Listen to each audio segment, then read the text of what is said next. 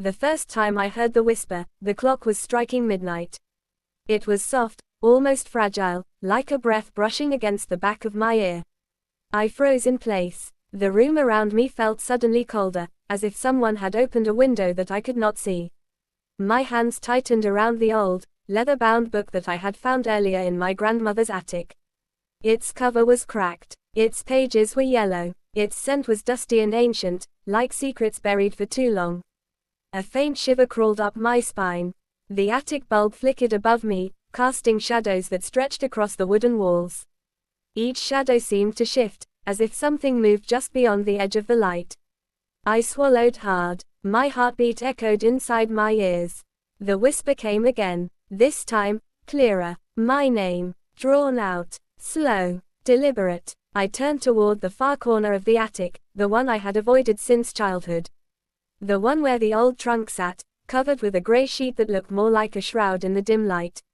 For a moment, the air felt heavier, almost difficult to breathe. The wooden floor creaked under my feet as I stepped closer.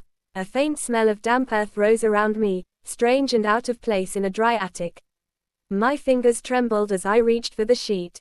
The whisper grew louder, not angry, not threatening, but pleading, like someone desperate to be heard. I lifted the sheet. The trunk beneath it was carved with symbols that I had never seen before, sharp shapes curling into one another. A low hum vibrated through the wood, as if something inside was alive. I felt a sudden rush of heat against my face, followed by a chilling breeze that swept across the attic. My chest tightened with a mix of fear and curiosity. The whisper spoke again, but this time it was not just my name. It murmured words that felt ancient, words that stirred something deep inside my memories, something I did not remember learning. My breath caught. My fingers brushed the metal latch. It felt warm, almost pulsing. The attic light flickered violently, plunging the room into brief darkness before returning with a harsh glare. My shadow stretched unnaturally long across the floor. And then I noticed something that made my skin crawl. The shadow was moving, but I was not. My hand hovered above the latch, frozen in mid-air, while my shadow slowly reached toward the trunk. That was the moment I felt true fear claw at my throat.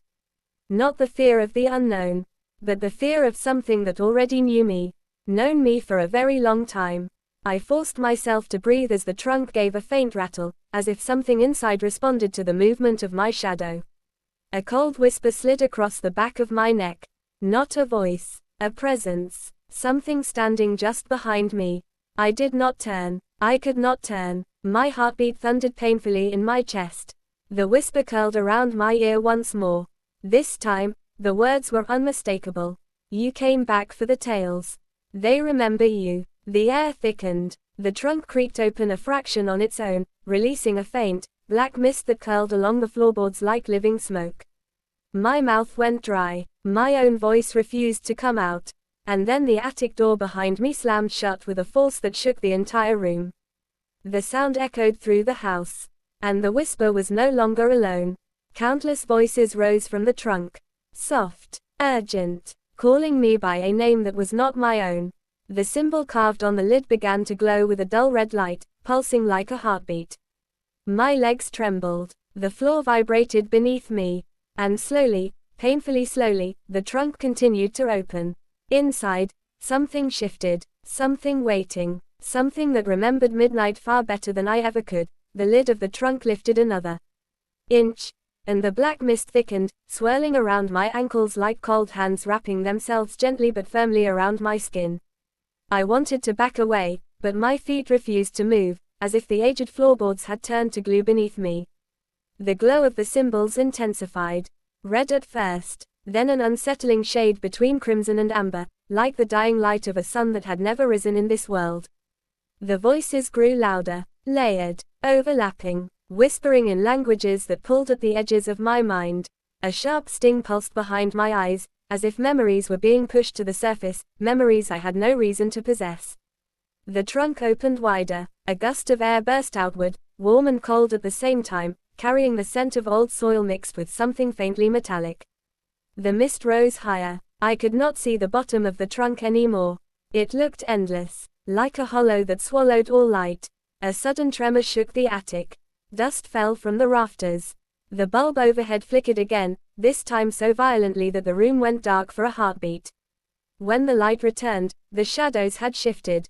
The shadow that had moved earlier was now standing beside me, not attached to my body, not following my form, but standing upright, independent. It was flat and black, yet shaped like a person, with long fingers that stretched toward the trunk. My breath turned shallow. My skin prickled. The shadow leaned forward. Its fingers slipped into the mist with graceful ease, as if it belonged there, as if it had always been part of whatever lived inside that ancient box. The voices hushed. Silence filled the attic, a thick, heavy silence that pressed against my eardrums. Then I heard a rustling. Soft at first, then louder, like countless pages turning at once inside the trunk.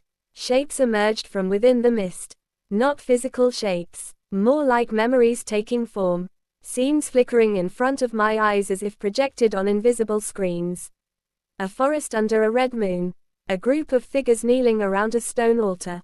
A child standing alone in the dark, holding a book that looked exactly like the one in my hands. A house burning. A face without eyes staring directly at me. Each image lasted only a second, but each left a mark, like a fingerprint pressed into the soft clay of my thoughts. My heart pounded against my ribs. My palms turned damp. The voices returned, this time speaking with more purpose, more clarity. You must remember what midnight took from you. The attic grew colder. Frost spread across the wooden boards, crawling toward my shoes, forming delicate white patterns that resembled tiny branching trees. My breath formed clouds in front of my face. The book in my hands vibrated, as if responding to the call of the voices.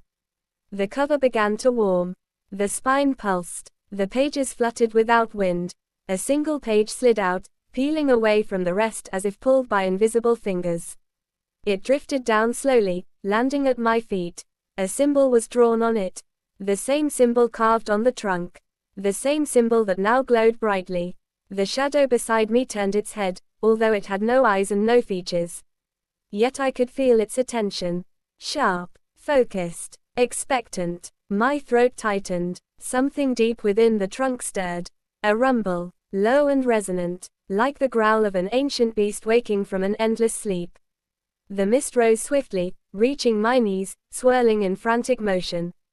The attic walls groaned as if pushed outward by some unseen force. The air hummed with energy. A long, thin hand reached out from the darkness inside the trunk. Its skin was pale and stretched tight, as though it had never felt sunlight.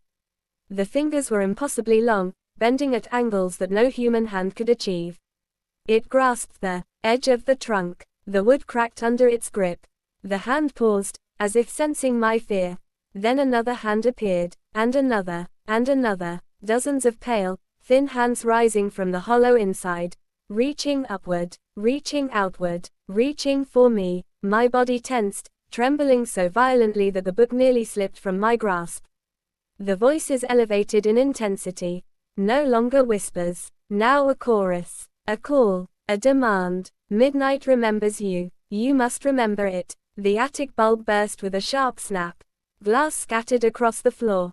Darkness swallowed the room. Complete, dense, unbroken. Only the glow of the symbol on the trunk remained, casting a faint, sinister light across the shifting mist and the reaching hands. The shadow beside me leaned closer. Its form stretching, its edges trembling like smoke. Its voice, for the first time, slipped into my ear. You opened the door once. You must open it again. The hands inside the trunk tightened the grip on the edges. The lid trembled. The mist trembled. The floor trembled. And something enormous began to rise. Something older than the attic. Older than the house. Older than my memories. Something that belonged to midnight itself. The presence rising from the trunk halted halfway, as if the darkness itself held its breath. The pale hands froze in the air. The mist settled around my legs like a still lake. The hum in the attic softened until it became a distant tremor beneath my feet. In that sudden calm, a faint glow emerged from the book in my hands. The pages flipped on their own, turning swiftly until they reached the very first page. A page that had always been blank. A page that now held a single line of handwritten ink. Close what midnight opens. End what midnight awakens. The ink shimmered with a warmth that pushed gently against the cold air around me. For the first time since the trunk had opened, I felt a small flicker of control return to me. My breath steadied, my fingers tightened around the book. The shadow beside me tilted its head, as if it sensed a shift. Its form flickered, its edges wavered, it stepped back from the trunk. The pale hands began to retreat. Slowly, reluctantly, the symbol on the trunk dimmed from crimson to a faint, dying ember. I lifted the book. The light within its pages brightened. The attic filled with a warm glow that pushed against the mist, thinning it until it faded completely. The voices inside the trunk grew softer. Their urgency faded. Their tone shifted from demand to resignation.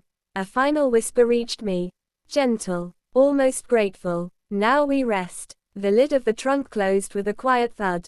Not forced, not violent, but final. The attic air cleared. The frost melted from the floorboards.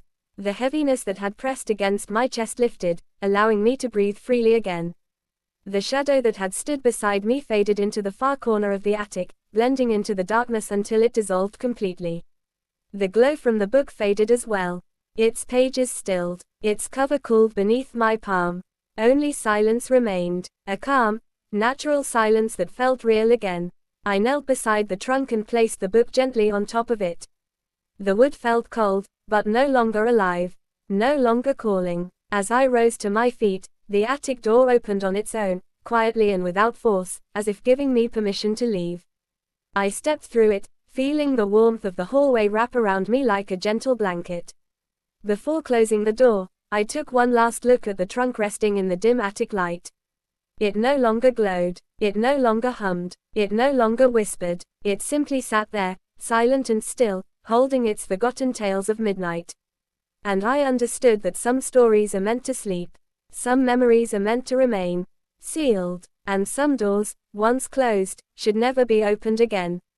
I walked away, quietly, gratefully. The house felt lighter beneath my steps.